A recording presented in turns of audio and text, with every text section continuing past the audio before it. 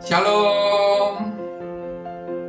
Bertemu lagi dengan saya, dan dalam pertemuan kita kali ini, kita akan membahas satu topik di bawah judul kesempatan kedua.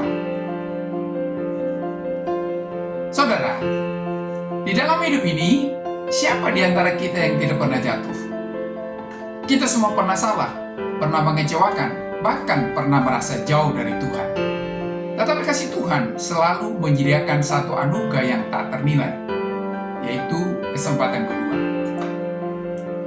Alkitab penuh dengan kisah tentang kesempatan kedua.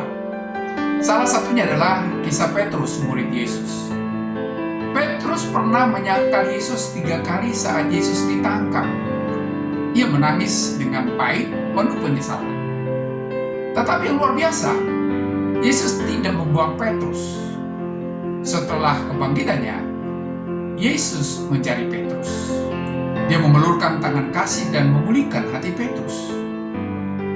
Petrus yang sama, yang pernah gagal, kemudian dipakai Tuhan dengan luar biasa. Ia menjadi batu karang bagi jemaat mula-mula. Ia berkhotbah dengan penuh kuasa, membawa ribuan orang mengenal Kristus.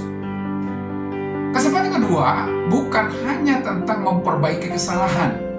Kesempatan kedua adalah tentang pemulihan, tentang bagaimana Tuhan membentuk kita melalui kegagalan agar kita lebih serupa dengannya. Kadang kita merasa sudah terlalu jauh jatuh. Kita merasa tidak layak, tetapi kasih karunia Tuhan selalu lebih besar daripada kegagalan kita. Tuhan tidak pernah menyerah atas hidup Anda. Dia masih punya rencana indah, bahkan setelah kesalahan terburuk Anda.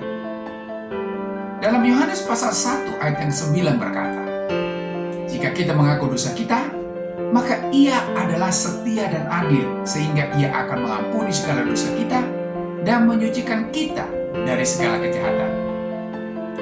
Mungkin Anda merasa pernah gagal sebagai anak, sebagai orang tua, atau sebagai pasangan. Tetapi ingat, Daud, seorang raja yang pernah jatuh dalam dosa besar, tetapi disebut seorang yang berkenan di hati Tuhan karena ia bertobat dan kembali kepadanya. Dalam Mazmur pasal 51 ayat yang ke-12 berkata, "Bangkitkanlah kembali padaku kegirangan karena selamat yang daripadamu, dan lengkapilah aku dengan roh yang rela."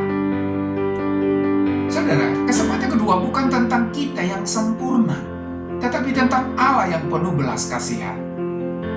Jangan pernah menyerah. Datanglah kepadanya, serahkan hati Anda yang hancur, dan lihatlah bagaimana Tuhan membentuk Anda kembali menjadi bejana yang baru. Dalam Yeremia pasal 18 ayat yang 4 berkata, "Apabila bejana yang sedang dibuatnya dari tanah liat di tangannya itu rusak, maka tukang pering itu mengerjakannya kembali menjadi bejana lain menurut apa yang baik pada pemandangannya." Di dalam Tuhan selalu ada kesempatan baru.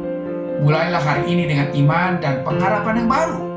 Karena Dia yang memulai karya yang baik dalam hidup Anda akan setia menyelesaikannya. Dalam 2 Korintus pasal yang kelima ayat yang ke-17 berkata, "Jadi siapa yang ada di dalam Kristus, ia adalah ciptaan baru. Yang lama sudah berlalu, sesungguhnya yang baru sudah datang." Jika Anda datang kepadanya dengan hati yang hancur dan percaya bahwa kasih-Nya cukup bagi Anda, maka Anda akan melihat dan mengalami kehidupan yang diubahkan dan menjadikannya baru. Ingatlah, Tuhan selalu memberikan kesempatan yang kedua. Sampai di sini pertemuan kita kali ini, dan kita akan lanjutkan di lain kesempatan. Terima kasih, dan